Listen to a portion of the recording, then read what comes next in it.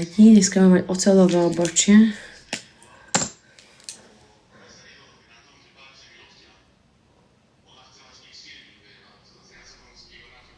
Tutu.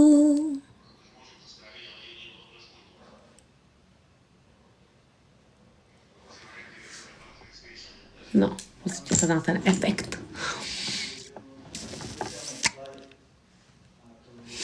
No, to ešte bude lepšie, musíte vydržať to ešte. To ešte príde do toho ceruska. A bude to iné. It's easy to fall. Dobre, ešte teraz by som potrebovala si dať takýto tmavo-hnedý tieň sem.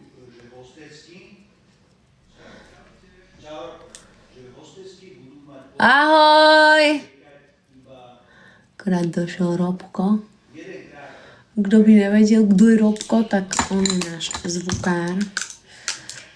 No, toto si ale neviem. Zmestí sa mi to ešte. Zmestí, ešte si to zoberiem. Ale... Ja si vieš, koľko myslím?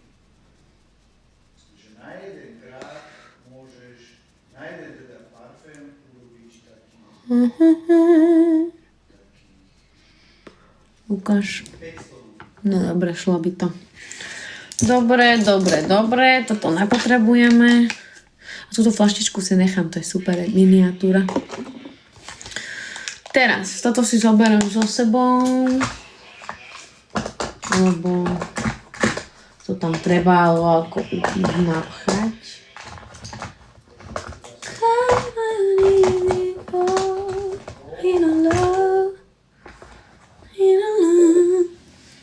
Dobre, a čo som teraz chcela? Teraz urobím pery. Ešte toľko... Nie vlastne. Teraz musím ísť na linku. Používam dve linky, túto a túto.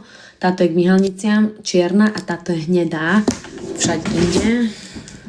Myhalnica je preto, lebo je robená pre umelé myhalnice.